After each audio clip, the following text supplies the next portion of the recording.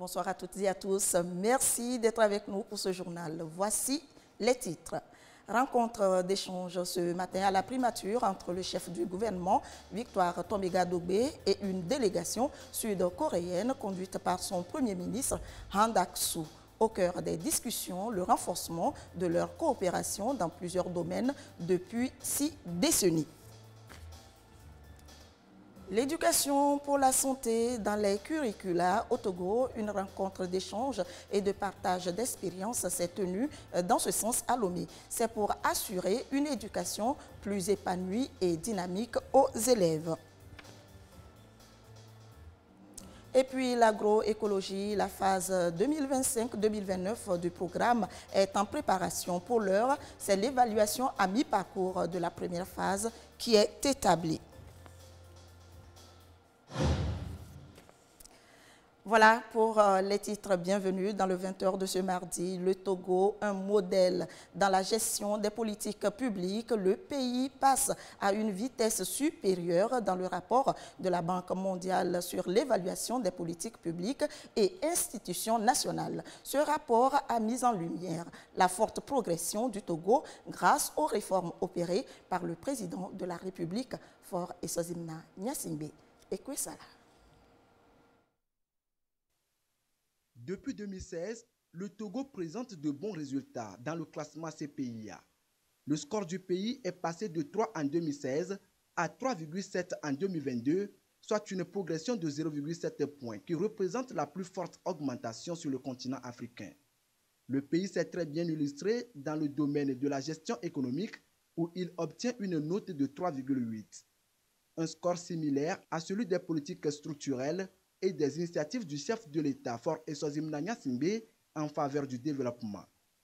Par contre, une note de 3,2 est attribuée à la gestion et aux institutions du secteur public dans le pays, montrant l'existence des défis à relever dans ce secteur.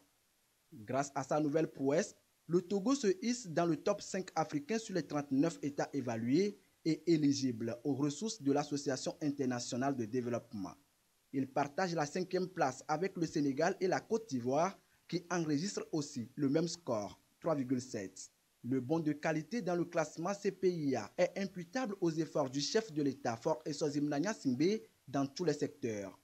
Le président de la République a mis sur pied une série de réformes et politiques sectorielles qui changent tout.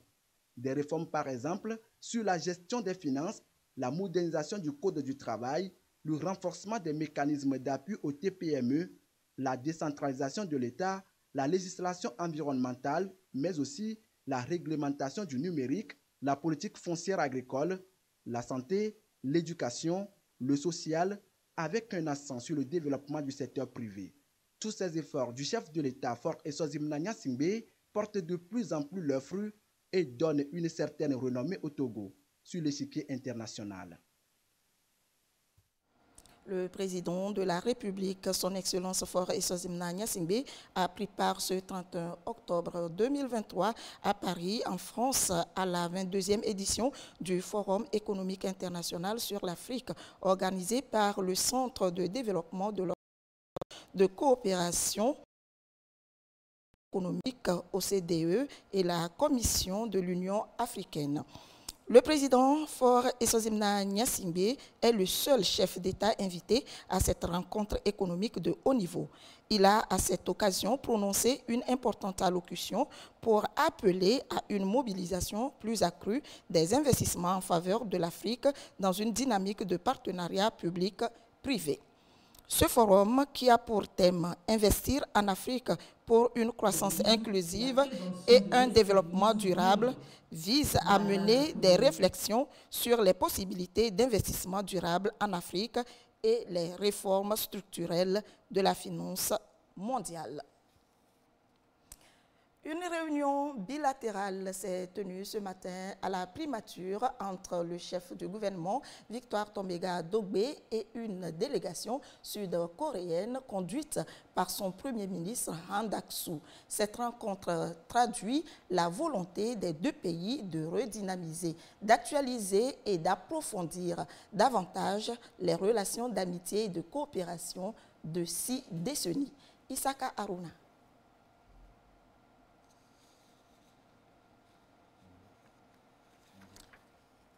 Voilà un petit souci technique.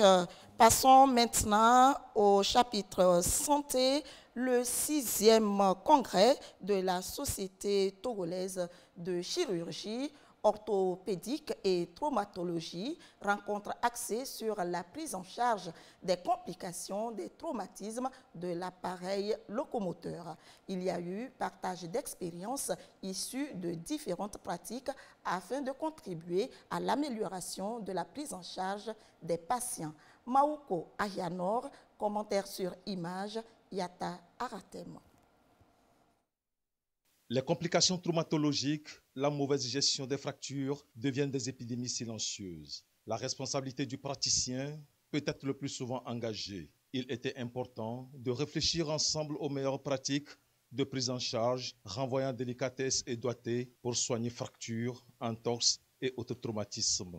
Lorsqu'on veut opérer ou bien on veut faire du soin à quelqu'un, il peut arriver que les choses ne se passent pas bien comme nous l'avons conçu. Donc nous sommes réunis pour parler des complications et surtout comment les adresser, comment les éviter, comment les traiter. Sur la première journée, qui nous a briefé sur qu'est-ce que la loi pense de nos gestes, notre responsabilité devant la loi en tant que chirurgien.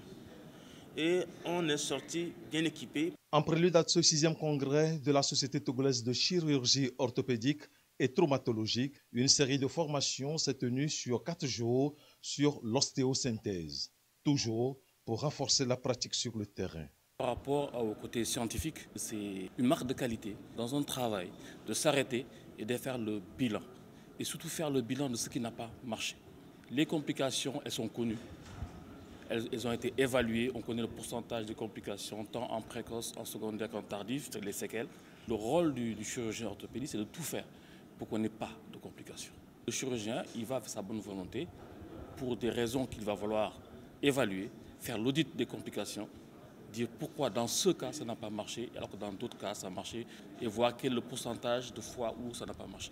Ce congrès, une véritable opportunité de partage d'expériences, a permis d'élaborer des idées claires afin d'éviter les conflits entre acteurs de santé et patients.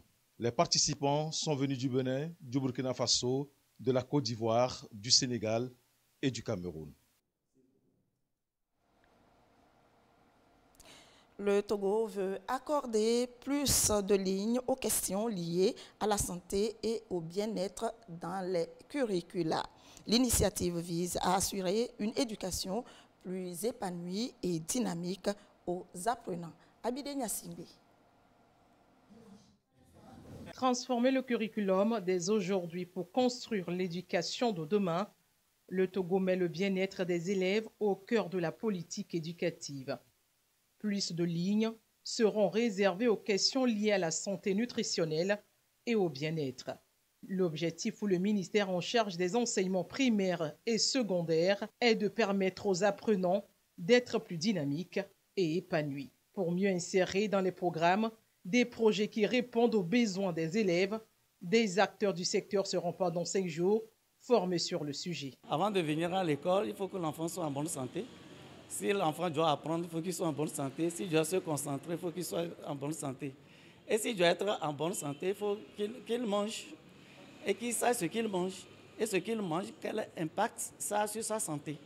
C'est vrai que dans nos curricula, il y a déjà des lignes qui sont destinées à la formation sur le plan santé, formation de la reproduction, le bien-être. Mais c'est des lignes qui ne sont pas tellement groupées. Donc, avec cette formation, nous allons reprendre les curricula et les insérer dedans pour que ça soit encore beaucoup plus actif. L'initiative réunit également 16 pays de l'Afrique centrale et de l'Ouest, dont le Togo, pour un partage d'expériences en matière d'intégration de l'éducation pour la santé dans les curricula. À leur côté, le Bureau international d'éducation de l'UNESCO, l'organe le mieux adapté pour accompagner l'initiative. L'UNESCO est ici représenté pour s'assurer que le curricula à tous les niveaux soit de bonne qualité, que ce soit au niveau de la définition des objectifs, au niveau de leur mise en œuvre, au niveau des outils, au niveau de l'évaluation. Le deuxième atelier, c'est un atelier international et qui est destiné à renforcer l'intégration de l'éducation pour la santé dans les programmes scolaires pour que les élèves puissent être en bonne santé pour mieux apprendre et puissent apprendre à être en bonne santé. La formation prend en compte 8 domaines, notamment la conception et changement du curriculum et l'élaboration des manuels scolaires et matériels d'enseignement et d'apprentissage. Les populations de Sanvi-Kondji et Ila-Kondji, localités frontalières entre le Togo et le Bénin, ont bénéficié gratuitement des services de planification familiale, de dépistage du VIH-Sida et du cancer du col de l'utérus. Une grande campagne transfrontalière et de mobilisation sociale menée par l'Organisation ouest-africaine de la santé. Clarisse Aticlé. Des services de santé de la reproduction et du VIH-Sida à volonté. Nous sommes à la frontière de Sanvi-Kondji. Ces prestations se déroulent également à Ila-Kondji. Ces deux localités frontalières entre le Togo et le Bénin, dénommées NEU 2, sont la cible de la grande campagne transfrontalière de mobilisation sociale autour des services de planification familiale, de prévention du VIH-Sida, du 27 au 29 octobre 2023. Nous avons les intrants de la planification familiale, les méthodes que chaque femme peut adopter pour pouvoir espacer les naissances. Nous avons les méthodes hormonales qui sont le Jadel pour 5 ans, l'Implanon qui est pour 2 ans. Nous avons les injectables, le dépôt Provera pour 3 mois. Nous avons le Sayana Press pour 3 mois. Nous avons aussi les préservatifs que vous voyez de couleurs et de différentes odeurs. L'Organisation ouest-africaine de la santé, OAS, a initié cette campagne en vue de rapprocher ces services des populations frontalières. Il y a des douaniers, vous avez des policiers, vous avez des agents de l'immigration qui travaillent ici et qui ont leurs familles peut-être à Lomé. Vous avez les transporteurs qui viennent, qui doivent faire les formalités douanières et qui sont au village frontalier pendant 2-3 jours, qui ont aussi besoin de services. Donc nous avons décidé d'appuyer le gouvernement du Togo à pouvoir atteindre cette population-là et leur apporter. On ne parle pas seulement de la plateforme familiale, on a aussi des services relatifs à la santé de la mère et de l'enfant. Donc vous allez avoir des prestataires qui sont partout dans la zone et nous allons ratisser l'âge pour que d'ici le mardi, on puisse s'asseoir à faire le point. Le système des Nations Unies, représenté ici par l'OMS, accompagne ce programme de la santé, de la reproduction et de prévention du VIH-Sida dans la région de la CEDEAO. C'est vrai que les choses avancent, mais de temps en temps, il faut des coups d'accélérateur aussi. Et je pense que cette campagne rentre dans le cadre de cette accélération des interventions. Et son impact est évident aussi bien sur la prévention que sur la disponibilité et l'utilisation des services. L'initiative est également soutenue par le ministère de la Santé et de l'Hygiène publique. Il estime nécessaire cette campagne pour pouvoir combler les 3,5% de besoins non satisfaits en planification familiale et aussi pour l'amélioration de la santé maternelle, néonatale et infanto-juvénile au Togo. La campagne espère atteindre à terme 350 nouvelles acceptatrices des méthodes de planification familiale. Agriculture et cap sur la région des Savanes, une délégation du parti Union pour la République conduite par la déléguée nationale du mouvement des femmes UNIR, MFU, y était pour toucher du doigt l'impact réel des ZAP, zones d'aménagement agricole planifiées au sein des communautés bénéficiaires. Gérard Lagoudou. La politique agricole prônée par le président de la République portait du fruit à chaque saison. La zone d'aménagement agricole planifiée ZAP Fanworgou dans le canton de Nadoundi, nous sommes dans la commune de Saint-Cassé-2, en témoigne. Le rendement est déjà propre. Ceux qui ne sont pas dans la ZAP même, ils ont muté un peu, eux-mêmes ils apprécient. Cette année, l'engrais est très propre. Si tu as mis l'engrais, une seule semaine pour le moment, s'il y a la pluie là, ça serait propre. On remercie notre président fort, ce Jumel Sengbe. On semait les riz, mais ça ne donnait pas des graines, des bonnes graines. Et cette année, les riz là, ils ont donné, tout est bon. Des rendements qui ont suscité la visite de terrain initiée par cette délégation du parti Union pour la République, conduite par la déléguée nationale du mouvement des femmes UNIR, MFU. L'occasion de rappeler aux producteurs la nouvelle vision du chef de l'État pour l'agriculture togolaise. On doit lui prouver que cette année, on a fait le maïs 71 hectares. Mais l'année prochaine, on doit dépasser plus que ça. Je peux dire qu'on peut tripler même. Après Fanworgou, la ZAP de Nano dans la commune de Tandouaré 2 a également accueilli la délégation. Ici, 280 hectares sont exploités pour la filière riz. 420 producteurs fournissent en moyenne 4000 kg de riz au-delà des activités maraîchères. Nous allons toujours continuer. On lui remercie beaucoup pour qu'il ne nous oublie pas. Et nous aussi, nous allons lui rendre honneur par tout ce qu'il nous a donné. Que ce soit à Saint-Cassé ou encore à Tandouaré, la délégation repart satisfaite non seulement de la mobilisation, mais également du dévouement imprimé par ses producteurs sur les différents sites visités. Ce sont ces femmes-là qui nourrissent le Togo. On est dans le grenier du Togo et sans ces femmes, on ne serait pas ici aujourd'hui. La population togolaise n'aurait pas assez de nourriture. Et c'est pour ça que nous avons voulu leur apporter notre soutien de femmes urbaines, avec les femmes rurales. Et puis ça a été une belle rencontre qui a donné de beaux fruits et nous en sommes très contents. Et c'est tout ça grâce à la politique du chef de l'État en matière d'agriculture, mais aussi en matière de leadership féminin. C'est tout qui se conjugue. C'est le Togo qui va de l'avant avec la femme. Donc on l'en remercie infiniment pour tout ce qu'il fait. Aujourd'hui, la région des Savanes compte au total 72 sites ZAP qui font bouger les lignes dans la lutte contre l'insécurité alimentaire et surtout la pauvreté en milieu rural. L'agroécologie et la phase 2025-2029 qui est en préparation. Au même moment, le bilan à mi-parcours de la première phase est établi. Les acteurs vont ensemble définir les orientations en vue d'harmoniser les actions qui tiennent désormais compte des besoins réels des populations. Christine Péché-Kialoudé. L'agroécologie, la sécurité alimentaire et l'inclusion socio-économique des femmes. L'ONG Action Solidarité Tiers-Monde et une dizaine d'organisations de la société civile exécutent depuis 2020 un programme en lien avec ces thématiques. Nos organisations partenaires sont devenues des références dans leur domaine, dans les deux pays. Et alors, ils ont cette autorité-là qui permet de faire avancer un certain nombre de choses. Et les activités concrètes aussi ont pas mal d'impact. C'est de réfléchir sur une évaluation mi-parcours que nous avons fait réaliser par des consultants externes sur le programme commun que nous menons ensemble avec les partenaires. Et donc de se rapproprier les recommandations de ce programme-là qui finit fin 2024. Et pouvoir poser les jalons du futur programme à partir de 2025. Les acteurs veulent plus d'impact et d'effet sur le terrain.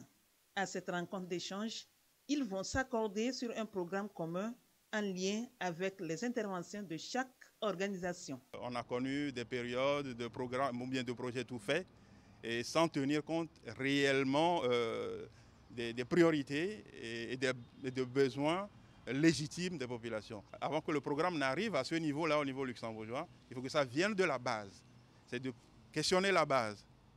Donc, participatif, il faut entendre un programme porté par les acteurs eux-mêmes et promu par eux. Le programme est soutenu par le ministère luxembourgeois de la coopération.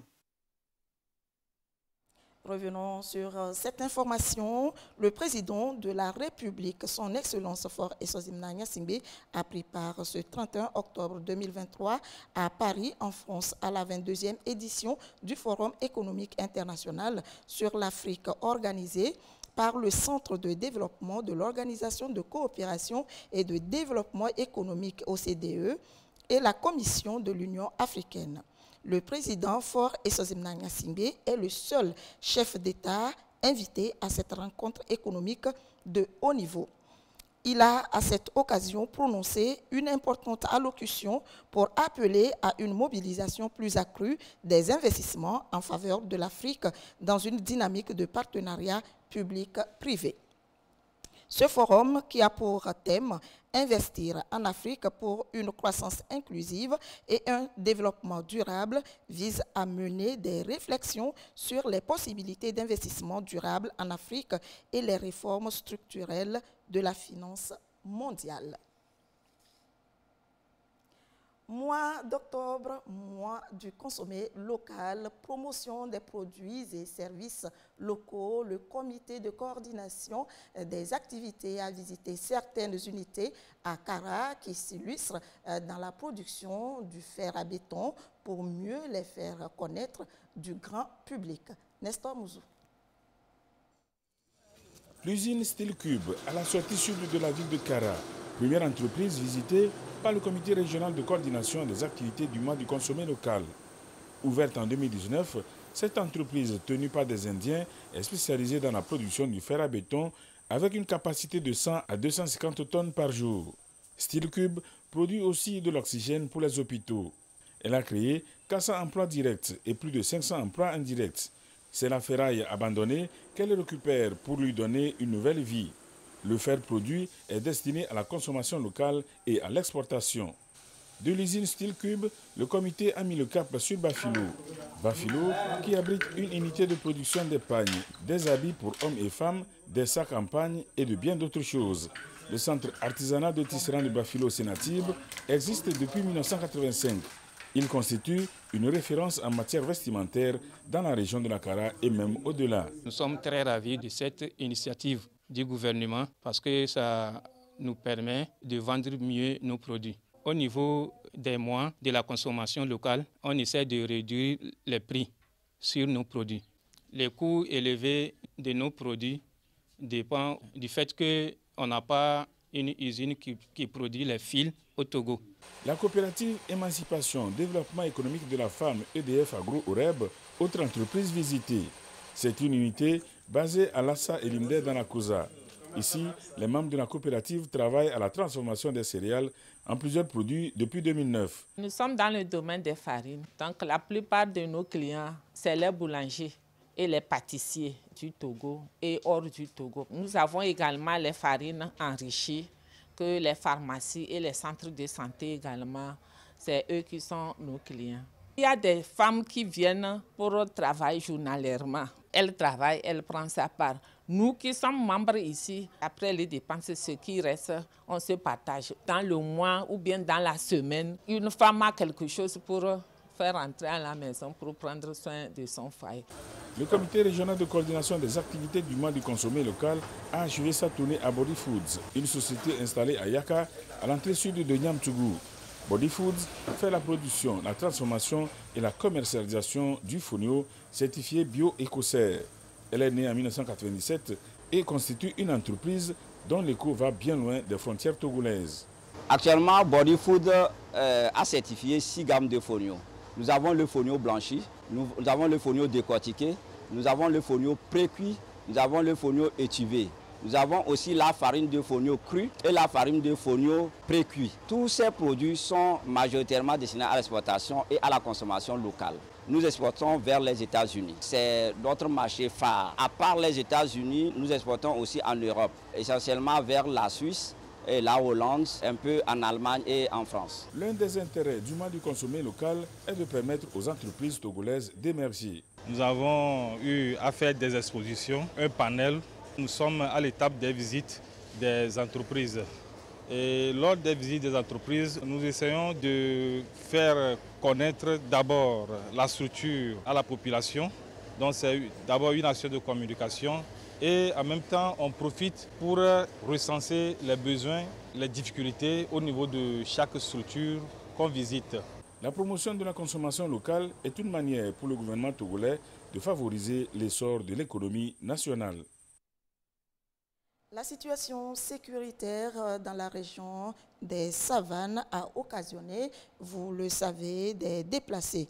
Et l'heure est à la mobilisation de tous aux côtés du chef de l'État pour le bien-être de ces populations en ces moments difficiles. La Fondation Catherine Koun, présidée par Manuela Santos, ministre de la Promotion de l'Investissement, vient de jouer sa partition en envoyant un important lot de vivres et de non-vivres dans le Grand Pendjal. Gérard Laboudou.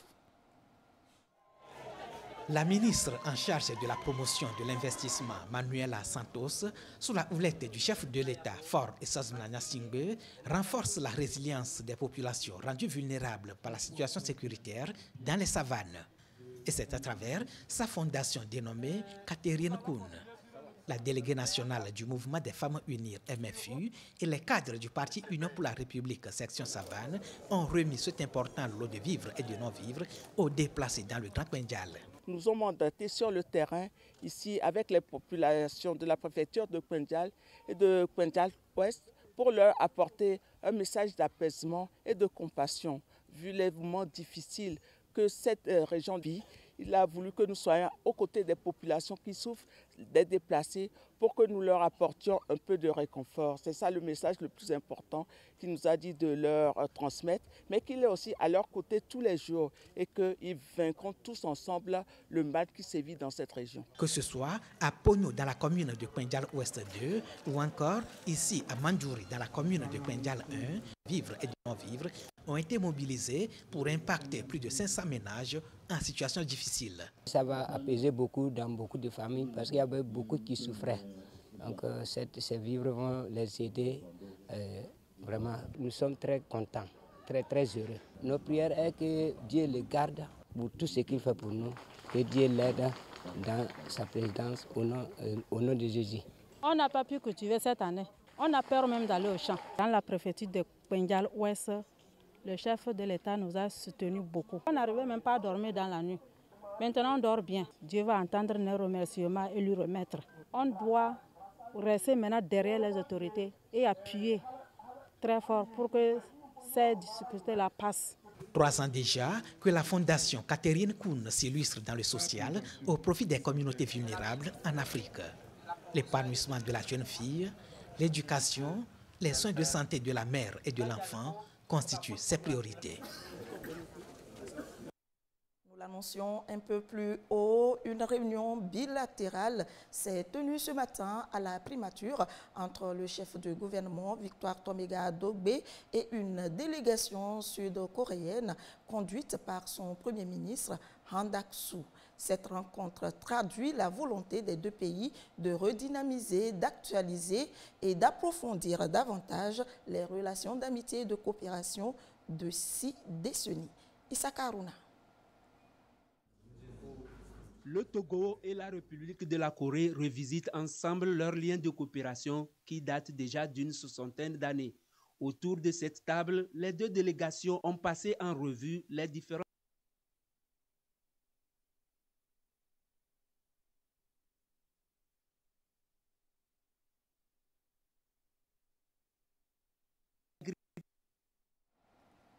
Voilà, visiblement, un petit souci technique.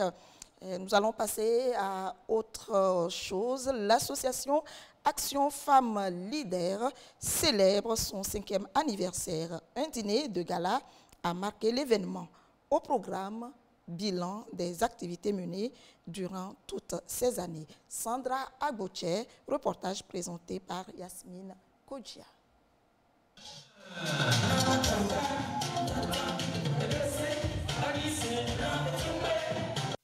Un éclat de sourire et d'engagement. Les femmes de l'association Action Femmes Leaders AFL marquent leur 5e anniversaire en beauté.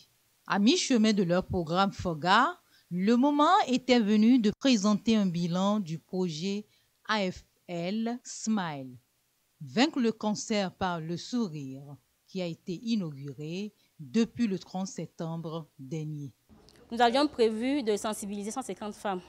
Nous avons pu sensibiliser au moins 201 femmes. Les difficultés rencontrées, elles sont nombreuses. Mais la principale des difficultés, c'est le financement. Le mois d'octobre est souvent réservé à la sensibilisation contre le cancer. Donc notre sensibilisation à nous va continuer tous les jours, à tout moment. Quand l'opportunité nous sera donnée, on va rencontrer les gens pour les sensibiliser et les diriger vers les centres adéquats pour le dépistage. Plusieurs activités remarquables ont émaillé l'événement. Les membres de l'AFL ont profité de cette occasion pour lancer de manière officielle le concours national de l'ambassadrice du sourire. Elle jouera un rôle crucial dans la sensibilisation contre cette redoutable maladie.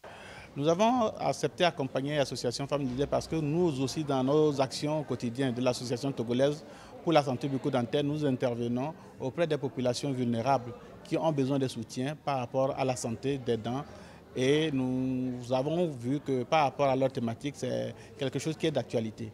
Aujourd'hui, nul n'ignore le rôle du sourire dans toutes les activités que nous menons. Quand vous êtes dans des activités au quotidien, on a besoin de ce sourire-là pour l'accueil. On a besoin de ce sourire-là pour accompagner. Et c'est ce sourire-là qui est le moteur de l'acceptabilité de l'autre.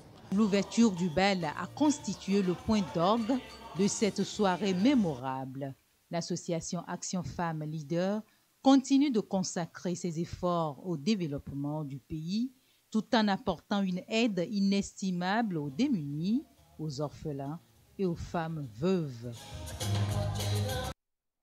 C'est parti pour la deuxième édition du concours Miss Supra Togo. L'événement a pour but de promouvoir l'excellence et le leadership féminin.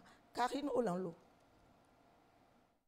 Promouvoir la culture togolaise, l'excellence et le leadership féminin, cela passe aussi par le concours de beauté. Et la Miss Supra Togo en est un. L'événement encourage l'éducation et promeut l'entrepreneuriat des jeunes. L'édition 2024 est lancée. Les candidates auront à passer un test d'aptitude, c'est-à-dire un test qui sera écrit, et ensuite un test oral pour soutenir leur projet de société devant un jury et devant un auditoire. Et après cela, il y aura d'autres challenges comme le challenge Supra Chat, qui répond aux normes de l'organisation à l'international qui est Miss Supranationale. Elles auront des challenges comme le top modèle, parce qu'une Miss Supra, c'est l'intelligence, l'excellence et la beauté. Il faut que la Miss, dans une soirée, soit en mesure de tenir une conversation. Il faut qu'elle soit en mesure de savoir quelle posture tenir souvent en public. Elles auront à apprendre toutes ces choses durant le déroulement de la compétition, grâce à des cabinets qui travaillent avec nous pour les former à chaque étape, et chaque formation sera sanctionnée par des attestations. Le concours Miss Supra Togo veut éclore les jeunes talents et leur donner des ouvertures à l'international. Rodis Togo et le ministère en charge de la culture soutiennent l'événement. On soutient cette organisation parce que là, il est là pour une cause noble, et puis on est là en tant que fabricant et distributeur de produits cosmétiques qui va de pair avec la beauté de la femme. Le ministère de la Culture et du Tourisme a pour mission d'accompagner les artistes et les promoteurs culturels en ce qui concerne le développement de la culture au Togo. Le projet est bien apprécié par le ministre. Miss Supra Togo est prévu pour mars 2024. Pour participer au concours, il faut être de nationalité togolaise, avoir entre 20 et 28 ans, être célibataire sans enfant, niveau minimum bac, avec une taille minimale de 1,68 m. Parler couramment le français et avoir une bonne base en anglais. Retour sur cette réunion bilatérale tenue ce matin à la primature entre le chef du gouvernement Victoire Toméga Dogbe et une délégation sud-coréenne conduite par son premier ministre Han Dak-soo. Cette rencontre traduit la volonté des deux pays de redynamiser, d'actualiser et d'approfondir davantage les relations d'amitié et de coopération de 6 décennies. Issa Karuna. Le Togo et la République de la Corée revisitent ensemble leurs liens de coopération qui datent déjà d'une soixantaine d'années. Autour de cette table, les deux délégations ont passé en revue les différents domaines d'intervention: la sécurité, l'agriculture, l'éducation, la formation professionnelle et le commerce, entre autres. Des échanges qui ont permis aux deux parties de réaffirmer leur engagement à approfondir la coopération multilatérale, bilatérale et internationale au bénéfice des deux pays. Le nouveau gouvernement actuel veut partager son expérience qu'elle a vécue pendant ces 70 dernières années concernant l'aide, le soutien et l'appui de la communauté internationale qui ont permis justement à la Corée de passer d'un pays, l'un des plus pauvres dans le monde, à devenir la Corée qu'elle est aujourd'hui. Donc nous voulons être solidaires avec les pays du monde entier et nous voulons coopérer, nouer des partenariats avec des pays qui veulent travailler avec la Corée afin d'atteindre un développement et une prospérité tous ensemble. Et justement, le Togo est l'un des pays partenaires dans notre parcours. Des avancées qui augurent de bonnes perspectives. D'ailleurs, la feuille de route gouvernementale 2025, traduite dans les faits, a balisé la voie à une diplomatie agissante entre le Togo et la Corée. Lomé est reconnu comme un hub financier dynamique et abrite les sièges de plusieurs institutions financières et de grands groupes bancaires en Afrique. Le potentiel agricole est énorme ici dans notre pays. Le programme Rice Belt que vous proposez peut être une opportunité pour le Togo de booster encore plus davantage, par exemple, sa filière risicole. Le Togo a une population jeune et entreprenante et une économie résiliente qui a prouvé sa capacité à générer une croissance inclusive et durable. La stabilité politique et sociale du pays, les réformes que nous menons pour améliorer l'environnement des affaires, les efforts menés pour préserver la paix, la sécurité, sont des gages de succès pour le développement économique et social du Togo avec l'appui de ses partenaires dont la Corée. Au nom du gouvernement et à mon nom personnel, je voudrais vous souhaiter un très bon séjour dans notre pays et vous assurer de notre disponibilité pour que l'honneur que vous nous faites par cette visite de travail soit couronné de succès dans l'intérêt de nos deux pays. L'axe Séoul-Lomé se renforce désormais. Il ouvre des opportunités pour les deux pays. Le Togo se réjouit également de cette nouvelle dimension que prennent les relations avec la Corée. Une coopération qui devra soutenir la transformation structurelle du pays telle que impulsée par le chef de l'État, Faure Essozimna Gnassingbé. Le Premier ministre coréen a annoncé à son homologue togolais la candidature de la Corée au Comité du patrimoine mondial pour le mandat 2023-2027, ainsi que la volonté de son pays d'abriter l'exposition universelle 2030 dans la ville de Busan et a sollicité le soutien du Togo à ces différentes candidatures. Sachez pour finir que le président de la République, son Excellence Faure Essozimna Gnassingbé, a pris part ce 31 octobre 2023 à Paris, en France, à la 22e édition du Forum économique international sur l'Afrique, organisé par le Centre de développement de l'Organisation de coopération et de développement économique OCDE et la Commission de l'Union africaine. Le président Faure Essozimna Gnassingbé est le seul chef d'État invité à cette rencontre économique de haut niveau. Il a à cette occasion prononcé une importante allocution pour appeler à une mobilisation plus accrue des investissements en faveur de l'Afrique dans une dynamique de partenariat public-privé. Ce forum, qui a pour thème « Investir en Afrique pour une croissance inclusive et un développement durable », vise à mener des réflexions sur les possibilités d'investissement durable en Afrique et les réformes structurelles de la finance mondiale. Et c'est ainsi que se termine ce journal. Merci de votre attention.